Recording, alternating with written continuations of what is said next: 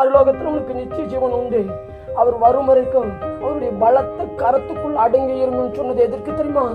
அவர் வர வரைக்கும் உங்ககிட்ட இருந்து எது எடுக்கப்பட்டாலும், உனக்கு எது கொடுக்கப்பட்டாலும், உங்ககிட்ட இருந்து எடுக்கப்பட்டதுக்காக துக்கிக்காமல், உங்ககிட்ட இருந்து எடுக்கப்பட்டது உனக்கிட்ட இருந்து கொடுக்கப்பட்டதற்காக உன்னை மேன்மை பாராட்டாமல், உன்னை உயர்த்தி கொள்ளாமல், தற்பெருமை நாடாமல், சொந்த பெருமையை நாடாமல், எல்லா காரியத்துக்கும் அடங்கி எடுக்கப்பட்டா உண்மையாயிரு.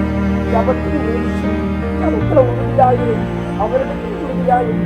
ஆண்டவரே, காரியம் எடுக்கப்பட்டது, இந்த பூமிக்குரிய ஆசீர்வாதம் இடத்துல எடுக்கப்பட்டது, இந்த பூமிக்குள்ள பிரச்சனைகள் எனக்குள்ள எடுக்கப்பட்டது. ஆனாலும் எனக்கு உண்டு நினைத்திருக்கிறேன் இல்லையா?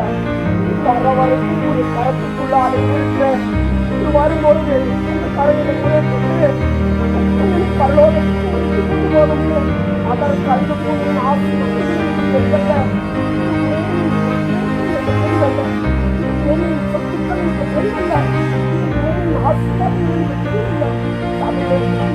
வாழ்க்கை எப்படி திரும்ப மாறி போச்சு. இன்னைக்கு 700 ரூபாய் கிடைக்குதா, அதை நோக்கிதான் நான் ஓடணும், அதை நோக்கிதான் நான் பிரயாசப்படணும். இன்னைக்கு 1000 ரூபாய் கிடைக்குதா, அதை நோக்கிதான் நான் பிரயாசப்படணும், அதை நோக்கிதான் நான் ஓடணும். அதுதான் என்னுடைய குறிக்கோள், அதுதான் என்னுடைய வாஞ்சை. அதை நோக்கிதான் சபை போயிட்டு இருக்குது, அதை நோக்கிதான் சபையில் உள்ள அநேகர் ஓடிக்கொண்டு இருக்கிறோம். அவர் விட்டு வைத்து போன அந்த வேலையை செய்ய ஒருத்தரும் இல்லை. இந்த சபைக்குள்ள வந்துட்டாங்க மனம்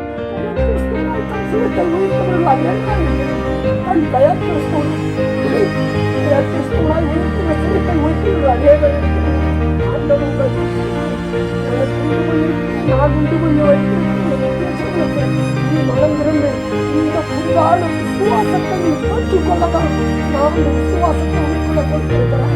அதற்காக தான் உங்களை நம்ம அழைச்சிருக்கிறோம். இன்னைக்கு நம்ம 200 ரூபாய் கிடைக்கிறனாலும் பரவாயில்லை, இன்னைக்கு 200 ரூபாயை சம்பளம் போனாலும் பரவாயில்லை. 4 பேருக்கு அவங்க அந்த சுயப்பற்றி சொல்லணும். சகலத்தை ஆசீர்வாதத்தோடு இருக்கிற நீங்க, சகலத்தை நன்மையோடு இருக்கிற நீங்க, சகலத்தை ஆசீர்வாதத்தில் நீங்களும் உங்களுக்கு கொடுத்திருக்கிற நீங்க சொன்னீங்கன்னா 700 ரூபாய்க்கு காட்டி பரலோகத்தில் ஆண்டவர் உங்களுக்கு என்ன பண்ணி வைத்திருக்கிறார்? பெரிய பொக்கிஷத்தை வைத்திருக்கிறார். அதுதானே நமக்கு இந்த பூமிக்குரிய ஆசீர்வாதம்.